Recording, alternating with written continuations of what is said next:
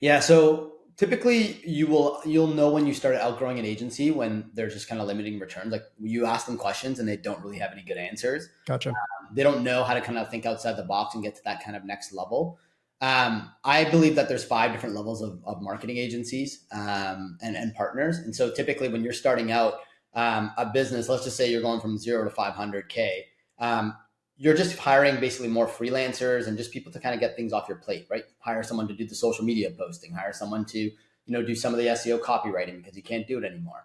Once you start passing that like 500K mark and you start going from 500K to like 3 million type mark, this is where you start looking for more value-based agencies. This is where you start getting those agencies that have one or two core competencies that are the main things that you're doing. And then they do some things on the side. And I call it value-based because one, you'll get your core things and then you get some other stuff. And so you're able to move your marketing from like a 0 to 3, as we kind of talked about, right?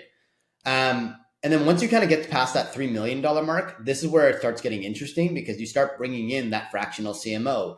You start bringing in some internal resources because now you need to start piecing together either different partners or different in-house resources to kind of get to that next level. And this is where you start getting more of those niche partners, right? Like the guys that only do SEO, the guys that only do Google ads and Facebook ads, or people that just focus specifically on creative.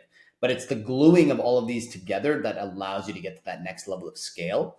And then you have kind of your fourth level marketing agency partners where you now are in that 8-figure range and you want them to manage multiple aspects of the funnel, right? So there are certain agencies that will say, we'll take care of the paid ads, we'll do the landing page optimizations, we'll do conversion rate optimization on those landing pages, and we'll take care of the email marketing. Because if we don't take care of all of it, we know it's not going to work, right? But now you're spending $10,000 to $20,000 in retainers because essentially you have a team of like 4 different pods running and working together to basically run your business.